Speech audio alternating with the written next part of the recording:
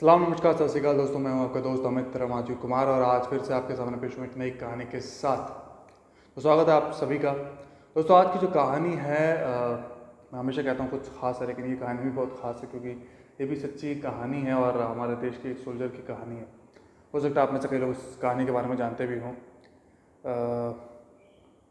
दोस्तों कहानी जो है वो इंडियन सोल्जर की कहानी और एक ऐसी कहानी है जिससे एक जनरल नॉलेज के तौर पर भी आप लोगों को पता होना बहुत बहुत ज़्यादा ज़रूरी है। तो चलिए बिना देर करे कहानी को शुरू करते हैं। और शुरू करने से पहले फिर से वही बात कि कहानी को गौर से ज़रूर सुनिएगा, नहीं तो कहानी आपको बिल्कुल भी समझ नहीं आएगी क्योंकि कहानी में काफ़ी सारे उतार चढ़ाव है, काफ़ी सस्पेंस है, ट्रेजेडी है, देयर मैनी थिंग्स। तो चलिए कहानी को शुरू करते हैं। दोस्तों कहानी शुरू होती है दिल्ली से। दिल्ली में एक आर्मी का ऑफिस है, इंडियन आर्मी का, जहाँ पर admin work, back and work किया जाता है। तो उस ऑफिस में एक एम्प्लॉय है जिसका नाम है आकाश अवस्थी। उसकी उम्र करीब 25 से 28 साल है, 25 to 28 ईयर्स ओल्ड। और वो अपने ऑफिस में काम कर रहा, तभी उसके हाथ में एक फाइल लगती है। और जो आकाश है उसने ये ऑफिस भी रिसेंटली ज्वाइन करा, इंडियन आर्मी रिसेंटली ज्वाइन की है। दूसरा ये कि जो कहानी है इसमें जो टाइम दिखा गया वो 2006 का है, 2006। तो आकाश के पास कुछ फाइल्स आती हैं इंडियन आर्मी के सोल्जर्स की जो 2006 में रिटायर होने वाले हैं।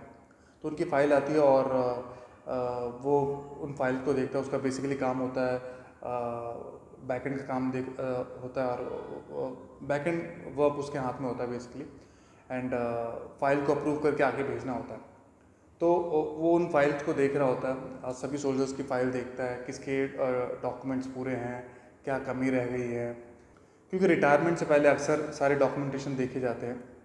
तो आकाश सभी सोल्जर्स की फ़ाइल देखता है, तभी उसके हाथ में एक फ़ाइल लगती है और वो देखता है कि उस सोल्जर के साइन नहीं है, सिग्नेचर नहीं, कई डॉक्यूमेंट्स में सिग्नेचर नहीं है। तो वो उस बात को लेकर अपने सीनियर को रिपोर्ट करता है और उसके सीनियर पूछते हैं कि हाँ सारी फाइल्स तुमने देख ली सबकी। तो कहता है ये सर सबकी फाइल्स ओके है, बट एक ऑफिसर हैं जिनके सिग्नेचर नहीं है। तो ऑफिसर जो उनके सीनियर होता है, आकाश के जो सीनियर ऑफिसर होते हैं, वो पूछते हैं कि कौन है वो। तो नाम बताते हैं कि सर ये हरभजन सिंह जी हैं। तो उधर सामने से जो ऑफिसर होता है वो स्माइल करके बोलता हरभजन सिंह जी की बात कर रहे हो, हाँ ठीक है उनकी फ़ाइल अप्रूव कर दो। तो आकाश सुन के शॉक हो जाता है, मतलब कि सर उसके साइन नहीं है, हम कैसे उसको अप्रूव कर दें। तो ऑफिसर भी जल्दी जल्दी में होता है और वो ज़्यादा जवाब नहीं देता, जल्दी जल्दी में होता है। तो वो यही बोल के चला जाता है कि तुम अप्रूव कर दो बस। अब आकाश उस फाइल को लेके वापस अपने कैबिन में जाता है और वो देखता है कि ऐसे कैसे इन्होंने कह दिया। ये इंडियन आर्मी का ऑफिसर है एंड हम गवर्नमेंट को एक तरीके से धोखा दे रहे हैं। तो उसके माइंड में कई तरीके से चीज़ें, कई सारी चीज़ें चलने लगती हैं, कई सवाल चलने लगते हैं। तो अब आकाश जो होता है कि उसी सोल्जर के, हरभजन सिंह सोल्जर के पुराने रिकॉर्ड्स देखने लगता है। यानी कि 2006 की वो फाइल होती है, 2006 का टाइम दिखाया होता है। तो 2005 की फाइल देखता है उसकी। 2005 में भी उसके किसी भी डॉक्यूमेंट पर साइन नहीं होती। 2004 कहीं साइन नहीं, 2003, 2002, 2001, 2000, 90, 99, 875, तो ऐसे करके वो 1970 तक जाता है कि 1970 तक उस सोल्जर की कहीं भी किसी भी डॉक्यूमेंट पर कोई सिग्नेचर नहीं है। और उसी बीच उसको प्रमोशन भी मिला हुआ है, प्रमोशन पे भी उसके कहीं सिग्नेचर नहीं है। उसकी छुट्टियां सैंक्शन हो रही है, उसको सरकारी जो भी भत्ते मिलते, जो भी फैसिलिटीज़ मिल रही है, कहीं दूर दूर तक किसी भी सैलरी स्लिप पे कोई सिग्नेचर नहीं है। अब आकाश सोच में पड़ जाता है। अब आकाश उसी तरीके से फिर दूसरे सोल्जर्स की भी फाइल देखता है, उसके पास जो भी लिस्ट आई होती है, तो उनके भी पुराने रिकॉर्ड्स निकाल के देखता है। लेकिन किसी भी सोल्जर के साथ ऐसा कुछ नहीं होता। हर सोल्जर के डॉक्यूमेंट्स पूरे होते हैं, हर जगह उसके सिग्नेचर होते हैं, बस एक सोल्जर की, हरभजन सिंह की। अब आकाश समझ जाता है कि इंडियन आर्मी जो है गवर्नमेंट को धोखा दे रही है, इंडिया के लोगों के साथ बहुत बड़ा फ्रॉड कर रही है। और उसे यकीन हो जाता है कि इसमें इंडियन आर्मी के काफ़ी सीनियर पोस्ट के लोग भी शामिल हैं। तो यहाँ पे सीन ख़त्म होता है। कट टू नेक्स्ट डे उसे अपने सीनियर को रिपोर्ट करना होता है बेसिकली इंडियन आर्मी के जनरल चीफ को रिपोर्ट करता हूँ। तो नेक्स्ट डे जब आकाश की जनरल चीफ के साथ मीटिंग होती है तो जनरल चीफ भी उनसे नॉर्मली उनसे पूछता है कि उनका काम कैसा चल रहा है, बिकॉज उन्होंने रिसेंटली ज्वाइन किया होता है। तो आकाश के माइंड में वही क्वेश्चन चल रहा था अरविंद सिंह वाला, तो उसे ये माइंड में रहता है कि हो सकता है कि ये भी उस केस में शामिल हो, अरविंद सिंह वाली फाइल में ये भी शामिल हो। फिर भी वो किसी तरह से पूछता है कि सर मेरा काम तो ठीक चल रहा है लेकिन इंडियन आर्मी में लोग अच्छे से काम नहीं कर रहे। तो कहते हैं कि जो सीनियर होते हैं वो कहते हैं कि तुम्हारे कहने का क्या मतलब है। कहते हैं कि सर मैं जानता हूँ कि आप इतने सीनियर पोस्ट पे हो और मुझे नहीं लगता कि आपको चीज़ मालूम नहीं होगी। तो जनरल चीफ जो होते हैं वो गुस्से में बोलते हैं कि कहना क्या चाहते हो, साफ साफ कहो। तो कहता है कि मैं सर इंडियन आर्मी के एक सोल्जर अरविंद सिंह की बात कर रहा हूँ। मैंने उनके पुराने रिकॉर्ड्स भी देखे, उनको कहीं भी उनके किसी भी डॉक्यूमेंट कोई साइन नहीं पड़ा, उनको हर एक सरकारी फैसिलिटी मिल रही है, कोई रिकॉर्ड नहीं है उनका, उनका कोई भी सिग्नेचर नहीं है, ऐसा क्यों। तो जनरल चीफ जो होता है वो भी स्माइल करने लगता है, वो भी हंस के बोलता है अच्छा तुम बाबा हरविंद सिंह जी की बात कर रहे हो। अब आकाश सुनता है कि बाबा बाबा कब से बन गए। तो जनरल चीफ आकाश को कहते हैं कि मैं जानता हूँ कि तुम्हारे पास कई सारे सवाल होंगे अरविंद सिंह को लेकर, और इनफैक्ट तुम ही नहीं, तुम्हारे अलावा कोई भी नया एम्प्लॉय जब भी इंडियन आर्मी ज्वाइन करता है या उन्हें इस बारे में पता चलता है तो वो भी ऐसे ही कई सवाल लेके आता है, और मैं तुम्हारे हर एक सवाल का जवाब दे सकता हूँ लेकिन शायद तुम यकीन ना कर पाओ। इसलिए मैं चाहता हूँ कि तुम खुद अरविंद सिंह जी से ही पूछो क्यों अब तक उन्होंने साइन क्यों नहीं करे, सिग्नेचर क्यों नहीं की। और वैसे भी तुम्हारी कल की ट्रेन है और तुम नाथुला बॉर्डर जा रहे हो, और जो भी सोल्जर्स थे तो उनकी भी छुट्टियां ख़त्म हो चुकी हैं, जो भी नाथुला के लिए नाथुला बॉर्डर पे जो भी जिनकी भी पोस्टिंग है तो वो भी वहाँ पे जाएंगे। तो सारे सोल्जर जो भी रिटायर होने वाले हैं वो भी आपको वहीं पे मिलेंगे, तो आपके जो भी डाउट्स हैं आप क्लियर कर सकते हैं। तो जनरल चीफ ही ये बोल के चले जाते हैं, और आकाश अब भी उसके माइंड में अब पहले से ज़्यादा और क्वेश्चन चलने लगते हैं, क्योंकि वो सोचता है कि अभी तक तो मैंने हरभजन सिंह सुना था, अब ये बाबा हरभजन सिंह बन गए। तो कई तरीके से सवाल, कई चीज़ें चलने लगती है कि आखिर ये चीज़ें हैं क्या, और इंडियन आर्मी को इतने टाइम से एक धोखा मिल रहा है, ये क्या है। तो अभी तक आकाश को कहीं से कुछ जवाब नहीं मिल पाता। आकाश के हाथ में बाबा हरविंदर सिंह की फ़ाइल होती है, तो आकाश ने एक तरीके से कसम खा ली होती है कि चाहे कुछ भी हो जाए मैं इस फाइल को अप्रूव नहीं करूँगा। इतना बड़ा धोखा इंडियन आर्मी के साथ हो रहा है, इंडिया के लोगों के साथ हो रहा है, लेकिन मैं इस धोखे में, इस पाप का भागीदारी नहीं बनूँगा। अभी सीन यहाँ पे ख़त्म होता है, कट टू नेक्स्ट डे दिखाया जाता है कि अमृतसर से एक ट्रेन आ रही है दिल्ली के लिए। दिल्ली रेलवे स्टेशन पे आकाश की ट्रेन होती है, मतलब आकाश की उस ट्रेन में बुकिंग होती है, तो आकाश भी उस ट्रेन में जाता है। और आकाश जैसे उस ट्रेन में जाता है, आकाश की जो सीट होती है वो ऊपर वाली जो सीट होती है उस पर वो जाके बैठ जाता है, और उसी ट्रेन में इंडियन आर्मी के कई सोल्जर होते हैं। जैसे कि उनकी छुट्टियां ख़त्म होती है तो वो वापस जा रहे होते हैं, और आकाश देखता है कि कई सोल्जर्स हैं और अभी भी उसके माइंड में चीज़ चल रही होती है। तो उससे जनरल चीफ की बात याद आती है कि उन्होंने कहा था कि कोई भी नया सोल्जर आता है या कोई भी नया एम्प्लॉय आता है तो उसके माइंड में सब क्वेश्चन रहते हैं। तो आकाश देखता है कि उसकी नीचे वाली सीट पे एक सोल्जर बैठा होता है, बिल्कुल यंग, ऐसा लगता है कि शायद उसने रिसेंटली ज्वाइन करा हो, करीब 20-22 साल की उम्र होती है उसकी, और उसने एक जैकेट डाली होती है, सर्दी का मौसम होता है, सरदार होता है, सिख होता है। तो आकाश उससे बातें करने के लिए नीचे आ जाता है, उसके सामने बैठता है। सर आकाश उससे पूछता है कि आपकी पोस्टिंग भी नाथुला बॉर्डर पे हुई है? तो वो रिप्लाई करता है यस। तो आकाश अपने आप को इंट्रोड्यूस करता, कहता है कि हाँ मैं भी इंडियन आर्मी के लिए काम करता हूँ, बैकेंड में हूँ। और उससे पूछता है कि क्या तुमने हरभजन सिंह का नाम सुना? तो जो सामने सोल्जर बैठा होता है वो भी कुछ रिप्लाई नहीं करता। फिर आकाश बोलता है कि बाबा हरभजन सिंह। तो आकाश जो सामने जो सोल्जर बैठा होता है तो वो भी स्माइल करने लगता है। तो आकाश कहता है कि आप क्या जानते हैं उनके बारे में। आकाश के पूछने पर वो सोल्जर हरविंद सिंह के बारे में बताता है। वो कहता है कि जितना मैं जानता हूँ मैं उतना आपको बताता हूँ। कहते हैं कि 1966 के करीब उन्होंने इंडियन आर्मी ज्वाइन की थी और उस वक्त एक जंग का माहौल बना हुआ था इंडिया चाइना के बीच, और उस वक्त उनके कई साथी भी 1962 में शहीद हुए थे। तो उनके अंदर भी देशभक्ति की भावना बहुत ज़्यादा थी और वो हमेशा चाहते थे कि अपने साथियों, अपने जो उनके साथी शहीद हुए उनका बदला ले सकें। तो बहुत सारी चीज़ें वो सोचते थे कि मैं अपने देश के लिए कुछ करूं।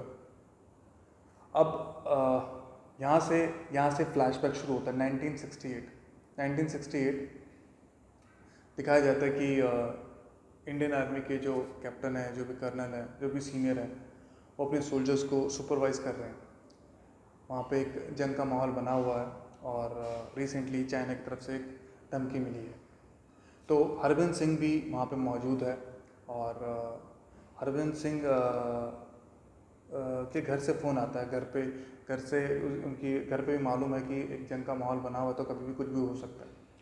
तो हरविंद सिंह अपनी माँ से बात करता है और माँ से कुछ बात होती है। उसके बाद वो वापस अपने कैंप की तरफ जाते हैं वो, और काफ़ी अपसेट होते हैं। तो उनका एक फ्रेंड होता है प्रीतम सिंह, वो उसे देख के पूछते हैं कि क्या हुआ, काफ़ी दुखी, बहुत ही दुखी नज़र आ रहा। तो कहता कुछ नहीं, बस थोड़ा सा घर वालों से बात हुई तो घर वालों की याद आ गई। उस वक्त इंडियन आर्मी के सीनियर्स ने कुछ सोल्जर्स को एक छोटा सा काम दिया होता है कि कुछ सामान होता है जो उन्हें एक लोकेशन से दूसरी लोकेशन में शिफ्ट करना होता है, करीब 2 से 4 किलोमीटर की दूरी पे। तो वो जो सोल्जर होते हैं वो घोड़े और खच्चर पर सामान लेके जाते हैं, जिनमें से हरविंद सिंह भी होता है। तो हरविंद सिंह के माइंड में कुछ ना कुछ बात चल रही होती है, वो किसी से शेयर नहीं करता, यहाँ तक कि अपने ख़ास दोस्त प्रीतम सिंह से भी शेयर नहीं करता होगा। अब वो इंडियन आर्मी के जो सीनियर्स जो होते हैं उनके कहने पर बाकी लोगों के साथ वो सामान लेके घोड़े पे निकल पड़ते हैं। तो वो सामान उस पर्टिकुलर जगह पे पहुंचाया जाता है। उस जगह पे सामान की गिनती होती है, सोल्जर्स की गिनती होती है। तो पता चलता है कि एक सोल्जर कम है और वो सोल्जर कोई और नहीं, हरविंद सिंह होते हैं। अब वहाँ से वो रिपोर्ट पता चलती है कि एक सोल्जर मिसिंग है, हरविंद सिंह। सब लोग सोचते हैं कि आखिर गया कहाँ। तो काफ़ी उन्हें उनके बारे में सर्च किया जाता है, ढूंढा जाता है उन्हें। तो ये सिलसिला करीब 3 दिन तक चलता है। 3 दिन तक उनके बारे में कुछ पता नहीं चलता। तो इंडियन आर्मी समझ जाती है कि जंग का माहौल है और जंग के डर से हरविंद सिंह भाग गया, भगोड़ा है, जिसे भगोड़ा डिक्लेयर कर दिया जाता है। अब उसी रात इंडिया चाइना बॉर्डर पर चाइनीज़ आर्मी के जो सोल्जर होते हैं वो बॉर्डर पे खड़े हैं और उन्हीं के ऑपोजिट एक सोल्जर घोड़े पे बैठा हुआ उन्हीं की तरफ बढ़ रहा है। अब चाइनीज़ आर्मी ये देख के अलर्ट हो जाती है कि ये कौन है, ये इंडियन आर्मी का कौन सा सोल्जर आ रहा है। तो अपनी पोजीशन लेती है और जैसे कुछ सोल्जर उसकी तरफ बढ़ते हैं, आगे की तरफ जाते हैं, तो वो सोल्जर जो घोड़े पे आ रहा था वो वहाँ से चला जाता है, वहाँ पे नहीं दिखता उन्हें। अब next day morning Chinese army के जो सोल्जर होते हैं कुछ सीनियर्स के साथ इंडियन आर्मी के जो सीनियर्स होते हैं, जो कैप्टन होते हैं, उनके पास जाते हैं और उन्हें फिर से उसी चीज़ को मतलब उनको इत्तला करते हैं कि इस एरिया पे आना अलाउड है नहीं। अगर तुम्हारा कोई भी सोल्जर इस तरफ आएगा तो हम लोग कभी भी जंग शुरू कर सकते हैं, तो तुम्हारे लिए अच्छा नहीं होगा, धमका के जाते हैं। तो इंडियन आर्मी के जो कैप्टन होते हैं वो कहते हैं कि हमारा तो कोई भी सोल्जर उस तरफ गया ही नहीं। तो चाइनीज़ कहते हैं कि बस, यानी कि चाइनीज़ आर्मी समझ जाती है कि झूठ बोल रहे हैं और इंडियन आर्मी के सोल्जर जो सोचते हैं कि आखिर गया कौन वहाँ पर। तो ये चाइनीज़ आर्मी के जो सोल्जर्स होते हैं वो उन्हें धमका के फिर से चले जाते हैं। ये बातचीत इतनी ही रहती है। उसी रात रात हो चुकी होती है, तो जो सोल्जर ड्यूटी कर रहे होते हैं और कुछ सोल्जर जो ड्यूटी से ऑफ हो चुके होते हैं, वो सोने की तैयारी कर रहे होते हैं।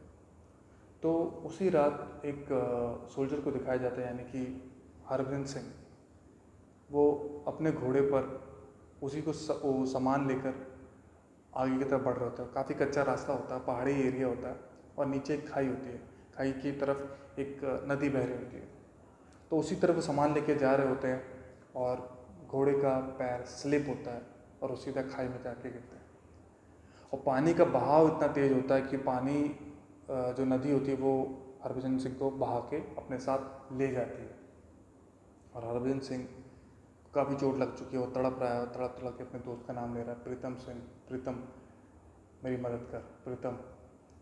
तो इतना बोल ही रहे होते हैं वो, तो एकदम से प्रीतम सपने से जागते हैं, यानी कि प्रीतम सिंह ये सपना देख रहे होते हैं।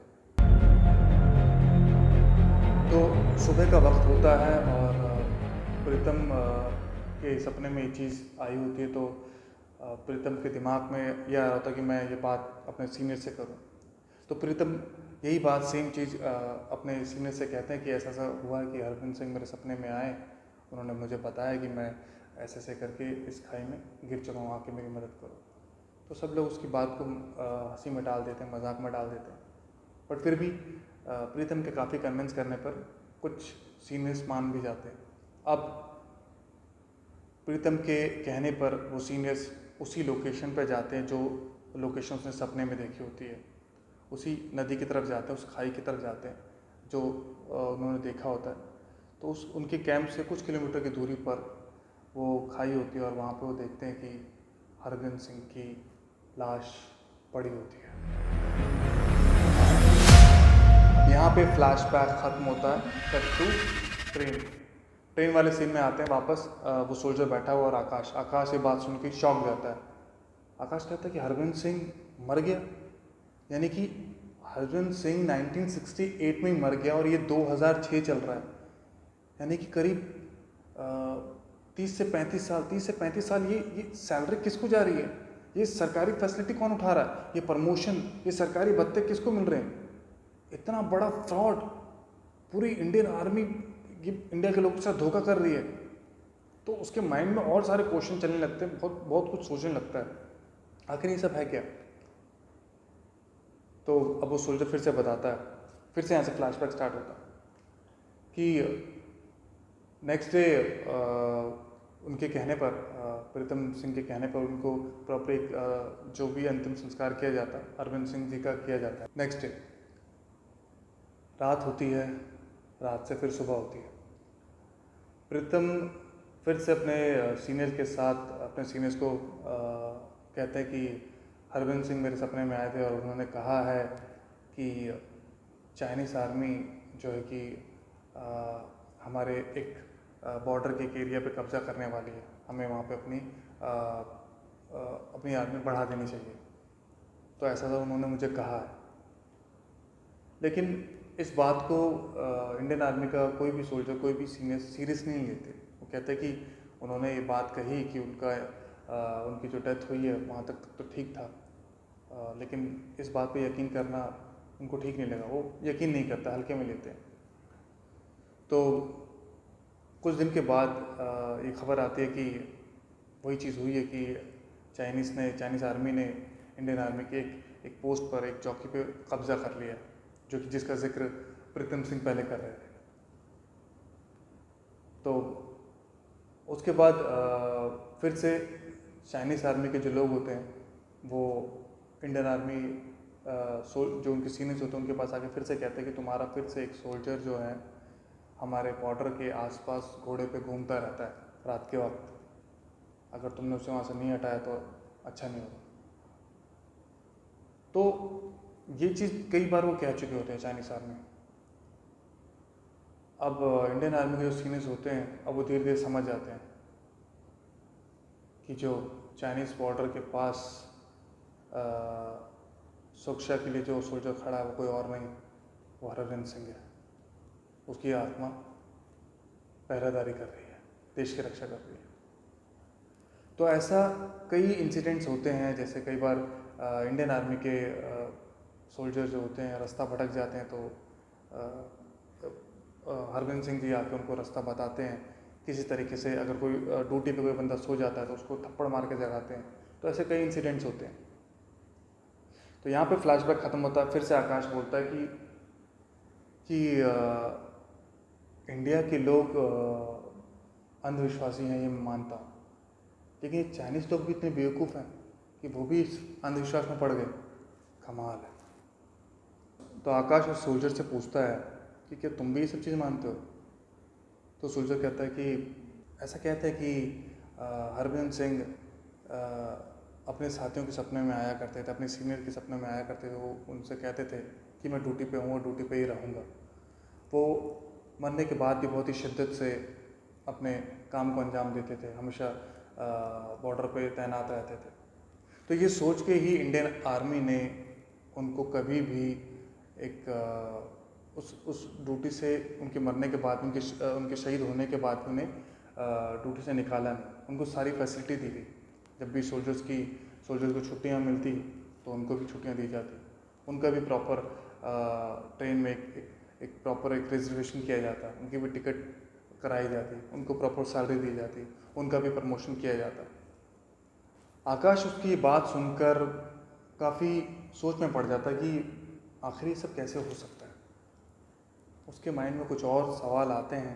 वो फिर से उस सोल्जर से पूछने के लिए जैसे ही उसकी तरफ देखता है तो देखता है कि वो सोल्जर जा चुका होता है और वहाँ पे और भी जो सोल्जर होते हैं, पैसेंजर होते हैं, सब उतर चुके होते हैं। वो देखता है कि बेसिकली उसका स्टेशन आ चुका होता है, ट्रेन वहाँ पे रुकी हुई होती है।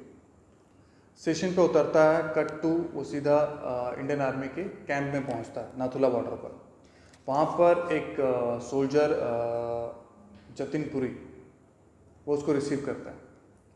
जतिन पुरी आकाश को रिसीव करता है और इंडियन आर्मी के कैंप में लेके जाता है और उनकी देखरेख वही करता है। तो जतिन पुरी कहता है कि सर आप आराम कीजिए, और वैसे भी आपकी मीटिंग कल है, जो सोल्जर रिटायर होने वाले हैं, तो आज के लिए आप आराम कीजिए। बाकी आपको किसी भी चीज़ की ज़रूरत हो तो आप बताइएगा। हाँ, अगर आप चाहें तो आज के लिए आप इस एरिया में घूम सकते हैं। तो आकाश कहता है कि घूम सकते हैं, यहाँ पे घूमने लायक है क्या? तो वो सोल्जर जतिन कहता है कि सर यहाँ पर काफ़ी फेमस मंदिर है। आकाश कहता है कि फेमस मंदिर किसका? तो कहता है कि बाबा हरभजन सिंह का।